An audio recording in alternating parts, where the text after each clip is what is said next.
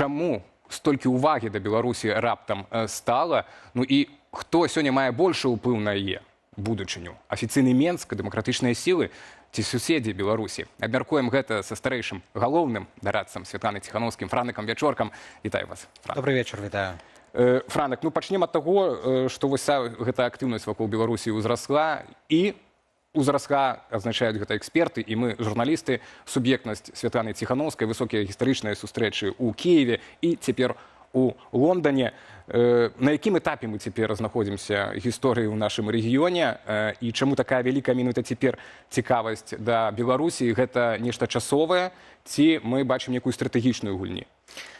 Ну, мы цяпер частка вялікага палітычнага працэсу. Цяпер вырашаецца, ў прынцыпе, лёс рэгіёну. Ці будзе Беларусь, Малдова, Украіна, з паўднёвы Каўказ пад уплывам Расіі, ці атрымаюць незалежнасць. Выбары ў Арменіі сёння пакажуць, у прынцыпе, якія настроі на Каўказе. Я думаю, што для Беларусі цяпер можа адкрыцца шанец, але ёсць вялікая рызыка яшчэ большае паглынання Расіі. І таму трэба карыстацца гэтай увагай, трэба даносіць нашыя меседжы, тлумачыць, што з Лукашэнкам незалежнасці мы не зберажэм, бо Лукашэнка – гэта пагроза беларускай незалежнасці. Украіна разумее гэтыя пагрозы, якія сыходзяць ад рэжыму Лукашэнкі, і пастаянна кожны тыдзень абазначаюць пра тое, што яны не хацелі б мець 1000 кіламетраў супольнай мяжы з вар'ятам, які пагражае ядзернымі боегалоўкамі. І наша задача гэта выразна раздзяліць у свядомасці заходніх палітыкаў беларускі народ і лукашэнкаўскі рэжым. Таму што раней, калі нас у адзін кошык складалі, вось Лукашэнка, значыць, усе беларусы хочуць быць часткай Расіі, значыць, вы ўсе пагроза. Цяпер, здаецца, гэтае стаўленне памянялася. І Святлану Ціханаўскую прымаюць менавіта як прадстаўніцу беларускага грамадства, якое не хоча быць часткай Расіі. І гэтыя сімвалы ёсць у кожнай краіне. Не расійскія сімвалы. У Малдове гэта Майя Санду, у Арменіі Пашынян, ва Ўкраіне Зеленскі, у Беларусі Ціханаўская. І таму Ціханаўскую бачаць менавіта як правадніком, спікерам ад імя тых беларусаў, якія хочуць Беларусь бачыць еўрапейскай і незалежнай. Ну, варта прызнаць, што вось прынамсі вы змяшчаеце ў адзін кошык, да, праблематыку Арменіі, Малдовы і Беларусі. Но але ў Беларусі трошкі іншы кейс, тая ж самая нават сімвал, так, вось гэтых беларусаў, якія хочуць пераменаў, і Святлана Ціханаўская, ну, не знаходзіцца ў Беларусі, на выгнанні і гэтак далей. І мы таксама бачым, што Злучаныя Штаты ўжо не так актыўна ўдзельнічаюць у перамоўным працэсе, і паралельна падключаецца Еўропа. Ці гэта не значыць, што Еўропа фактычна ідзе на перамовы з Расіяй, ці збіраецца ісці на перамовы з Расіяй, вось улічваючы вось гэты кошык, да, гэтых краінаў, як задача, каб яе адціснуць ад Расіі ў выніку гэтых перамоваў, ці як? Просто на чым палягае гэтая гульня, пра якую вы кажаце, што вось цяпер пачалася вялікая палітычная гульня за наш рэгіён? На гэтым яна палягае? Да, мне сказаў, гульня, нават барацьба. Ідзе, каб адцягнуць краіны нашага рэгіёну з уплыву Расіі. І ў нас, у Беларусі, самая складаная сітуацыя, таму што ў Арменіі, напрыклад, урад і народ ідуць разам. Ва Ўкраіне Зеленскі, украінская армія і грамадства украінскае ваююць супраць расійскай пагрозы. Тое самае ў Малдове, перамаглі на выбарах праеўрапейскія сілы. А ў нас урад лукашэнкаўскі, ён змагаецца супраць незалежнасці, і народ з рухам у выгнанні са Святланай Ціханаўскай спрабуюць гэтую незалежнасць адбіць. Але ўзровень таго, як прымаюць Ціханаўскую, ён адпавядае ўзроўню дзяржаўнага лідара. Такім чынам Еўропа як бы сігналізуе: мы разумеем, што у вас няма дзяржавы, у вас няма афіцыйнага статусу, у вас абмежаваны ўплыў на сітуацыю ў Беларусі, але мы ўсё роўна прымаем вас на ўзроўні як прэзідэнт дзяржавы, таму што мы верым, што Беларусь стане незалежнай еўрапейскай краінай. І таму за апошні месяц толькі гэта прэм'ер Стармер, гэта прэм'ер Нідерландаў, гэта прэзідэнт Зеленскі, гэта адкрыты інфапоінт у Рады Еўропы ў Вільні, перад тым Мелоні, Санчес, прэм'ер Гішпаніі. Яны пасылаюць меседж беларусам, што мы змагаемся ў тым ліку і за вас. Чаму гэта адбываецца цяпер? Таму што выйшаў вельмі важны дакумент 2 тыдні таму назад у распрацаванай службай знешніх дзеянняў Кая Калас пра тое, што умовы і патрабаванні еўрапейскага звязу да мірнага пагаднення з Расіяй. І ў адрозненне ад амерыканска-украінска-расійскіх перамоваў там ёсць вельмі важная розніца. Там уключаны таксама патрабаванне вывесці войскі з Беларусі, з Малдовы, з Грузіі. І гэты дакумент, ён зараз абмяркоўваўся кулуарна. Я думаю, што ён стане такой policy paper, тое, што Беларусь таксама частка гэтых перамоваў цяпер.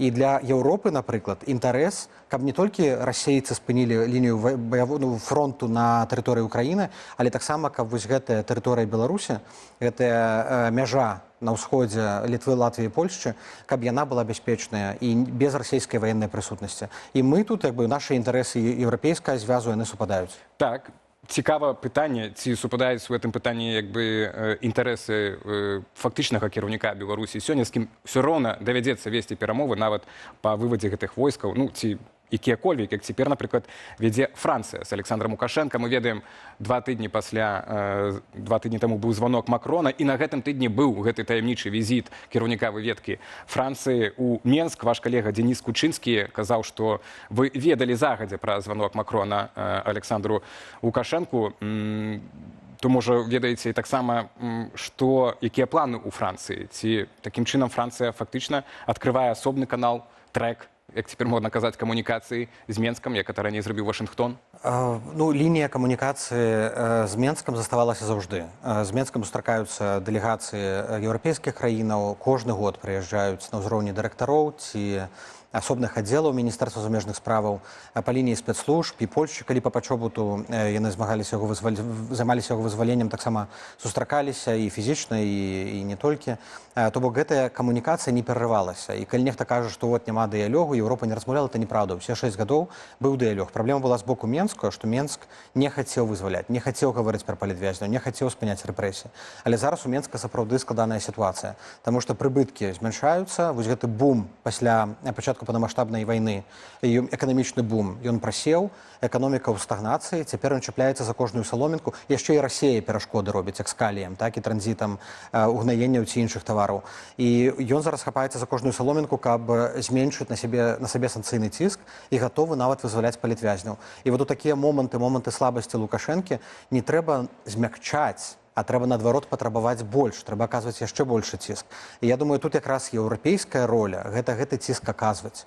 А амерыканцы, якія ўжо ўступілі ў трэк перамоваў, выстаўляць і класці на стол патрабавання. Зараз да амерыканцаў яшчэ дойдзем, але давайте, можа, з французамі разберемся. Дык у выніку Лерне прыязджаў навошта ў Менск? Тушыць канкрэтны нейкі пажар, напрыклад, тое, што там некая інфармацыю валодае украінская выведка, пра якую шмат гаворак, але ніхто не ведае пакуль што публічна, на чым эта інфармацыя палягае. То бок тушыць пажар, ці гэта ўжо больш пра месца Беларусі вось у пасляваеннай архітэктуры?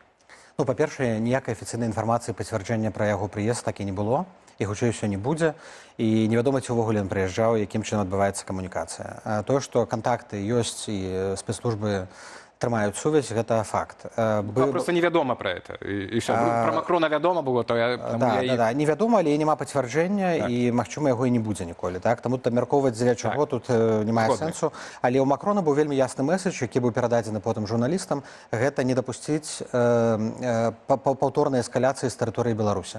Справа ў тым, што украінцам трапіліся пляны Расіі на 27-28 год эскаляцыі ваеннай сітуацыі з выкарыстаннем беларускай тэрыторыі. Украінцы разумеюць, што калі будзе паўторны напад, ён можа быць з выкарыстаннем беларускіх перадатчыкаў, беларускіх пускавых установак, расійскай вайсковай тэхнікі на тэрыторыі Беларусі, ці нават з выкарыстаннем арміі. І таму украінцы паднялі шум, хвалю. І вось это вынік этой хвалі. І гэта вынік этой хвалі, таму што цяпер усе разумеюць, што Пуцін не збіраецца заканчваць вайну. Пуцін не збіраецца, нават у выпадку перамір'я, хутчэй усё яно будзе часовае. І зноў жа, калі будзе нейкае перамір'е, будзе спыненне вагні, каб яно было доўгатэрміновае, вельмі важна абрубіць гэтыя канцы. Не пакінуць Пуціну інструменту для паўторнай эскалацыі. Тым больш, наступнай ахвярай расійскай агрэсіі можа быць не Ўкраіна, это могуць быць і краіны Еўразвязу. І таму Макрон, у тым ліку, званіў Лукашэнку. З іншага боку, гэта і дае карты таму ж самому Лукашэнку. Цяпер ён можа фактычна прадаваць вось гэты тавар, умоўнае паветра, што добра, я не ўступлю вайну, але вы там, хоць яго, можа, пра гэта і ніхто не просіць. Можа быць. Гэтаксама і з ядзернай зброяй, гэтаксама і з грэшнікамі. Так? Ён можа казаць, ну окей, я не буду ваяваць. Але выглядае, што сітуацыя так далёка ўжо зайшла, і ён мае настолькі мізэрную суб'ектнасць, і на рашэнне фактычна не ўплывае, а проста атрымлівае інструкцыі з Крамля, то я думаю, што калі будзе інструкцыя з Крамля запусціць, прыняць, паставіць войскі, у Лукашэнкі проста не будуць пытацца. Вось хацеў бы, трошкі пра перспектыву Лукашэнкі ў гэтай гісторыі. На ваш погляд, ён сапраўды спрабуе атрымаць больш самастойнасці ад Масквы, ці, уласна, проста робіць тое, што можа рабіць у гэтай сітуацыі, каб прынамсі павысіць уласны кошт у вачах свайго атачэння, што ён тут нібыта рашала? Ну, то, что он хоча больш самастойнасці, больш уплыву, это факт, это відавочна, любы дыктатар гэта хоча. Пытанне, што ён на павадку, даўжыня павадка рэгулюецца не ім, і ён можа быць на метр даўжэйшы, на метр карацейшы, але ён усё роўна на павадку. І таму пра спецслужбы вядуцца перамовы. Пра спецслужбы, таму што это звычайная практыка, асабліва ў выпадку з дыктатарскімі рэжымамі ў ваеннай сітуацыі праводзяць перамовы, якія могуць адкрыць дарогу для нейкіх палітычных перамоваў. Але пакуль няма ніякіх сігналаў аб гатоўнасці Менску мяняць сваю палітыку. Менск, Лукашенко выдатна ведае, што яму трэба зрабіць для паляпшэння адносінаў.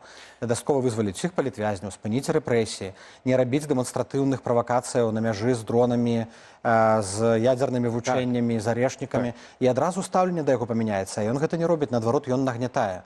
Нават там, дзе Пуцін, хутчэй за ўсё, на яго і не цісне. Так, мы гэта таксама тое, што можна рабіць Менску для паляпшэння сітуацыі, мы паўтараем ці не штодня ў гэтай студыі. Яшчэ па амерыканскаму дыялогу прытармазіў, забуксаваў, на паўзу пастаўлены розныя інтэрпрэтацыі гэтага працэса. Джона Кола даўненька ўжо ў Менску не бывала. На жаль, палітвязні працягваюць знаходзіцца за кратамі. Ці вядома у гэтым трэку, у чым заключаецца вузел, які немагчыма развязаць, каб працэс пайшоў далей? Мы ж бачым, што ўжо адна за другой міжнародныя еўрапейскія федэрацыі спартыўныя адмяняюць бан для беларускіх спартоўцаў пад дзяржаўным сцягам. Адпаведна, мы можам зрабіць выснову, што частку здзелкі ЗША нейкім чынам але выконвае. Там з ізаляцыі беларускі спорт выходзіць. У чым заключаецца загвоздка, чаму затармазіўся дыялог? Я асабіста не думаю, што спартовыя мерапрыемствы звязаныя з амерыканскімі перамовамі нейкім чынам гэта выводзіцца, таму што тэма сыходзіць, няма гарачай фазы вайны у вачах міжнароднай супольнасці. Ну і алімпійскі камітэт, ён мае сваю логіку ў тым, каб дапускаць больш. Бачыце, а цяпер, значыць, што не здараецца добрага для Беларусі, ўжо все лічаць, што это вот Амерыка і Трамп. Так, але, напрыклад, амерыканцы настроеныя рашуча. Апошняе вызваленне это быў пачобут і абмен. Яно было трошкі іншае, чым папярэдняе вызваленне ў студзені, калі, ну і папярэднія месяцы, калі вызвалялі вялікую групу людзей, бальшыня засталася ў Беларусі, частку вывезлі, але я спадзяюся, што яно працягнецца. І Кол званіў Ціханаўскай, запэўніў, што ўсё ідзе. Гэта вось цяпер? Ну, вось месяц таму назад, што нічога, ну, пару тыдняў, яно не спынілася. Ёсць пэўныя складанасці ў гэтых перамовах. Перамовы з Лукашэнкам гэта вельмі складана. Зразумела, што Лукашенко пастаянна мяняе правілы гульні, мяняе ўмовы. Натуральна, у Лукашэнка з'яўляецца адчуванне, што ён можа паламаць Еўропу. У яго спадзяванне, што ён праз Амерыку зможа зламаць цэласную пазіцыю Еўропы. І мне здаецца, што калі Еўропа пачне здаваць і пачне гэты трэк, яно аслабіць амерыканскія пазіцыі. Чаму Лукашенко ўсё аддае Трампу? Таму што ён разумее, што ад Еўропы нічога не атрымае. Ну, ці гэта будзе інакш і цяжэй. Так. І ці інакш цяжэй. І цяпер, магчыма, ёсць у Лукашэнкі спадзяванне, што калі Еўропа дрогне, калі зараз пачне развальвацца еўрапейскі фронт, то яму ўжо амерыканцы будуць непатрэбныя. Але тут важна вось гэты амерыканскі трэк падтрымліваць. Мы падтрымліваем, мы камунікуем, і мы спадзяемся, што ў гэтым годзе будзе больш вызвалення, а ідэальна, каб усе выйшлі на волю. Хацелася падзяляць ваш аптымізм. Зеленскі напісаў ліст Пуціну. Ці Святлана Ціханаўская лічыць, час можа ўжо пісаць ліст Александру Лукашэнку, ці прынамсі, калі не цяпер, то ёсць магчымасць такой сустрэчы і камунікацыі. Вы бачыце, калі быў бы ліст, то што б вы напісалі? Ну, у Зеленска ліст не толькі Пуціну. Зеленска ліст і заходнім дзяржавам, і украінскаму народу. І гэта ліст пазіцыі смелага, таму што у Зеленска ёсць поспехі на ваенным фронце, яны б'юць у глыб расійскай тэрыторыі. Няма ўжо адчування, што Расія перамагае. Наадварот, яны, украінцы, знішчаюць расійскія вайсковыя аб'екты, якія раней былі недаступныя. Украінцы гавораць мовай сілы з Лукашэнкам і кажуць, вось толькі рыпнеш, што будуць наступствы. І Лукашенка у адрозненне там ад сітуацыі 22-го года ён не можа нічога сказаць у адказ. Таму гэты ліст ясна, што ён не быў разлічаны на адказ. Пуцін адразу абверг любыя магчымасці на такой сустрэчы, але задача была ў першую чаргу паслаць месседж, яна яго дасягнула. Магчыма, і ў нас будзе моцная апазіцыя, калі мы зможам такімі лістамі звяртацца да рэжыму ці да номенклатуры, але нам трэба, каб адбыўся пералом геапалітычны, каб у нас тае вакно магчымасцяў адкрылася.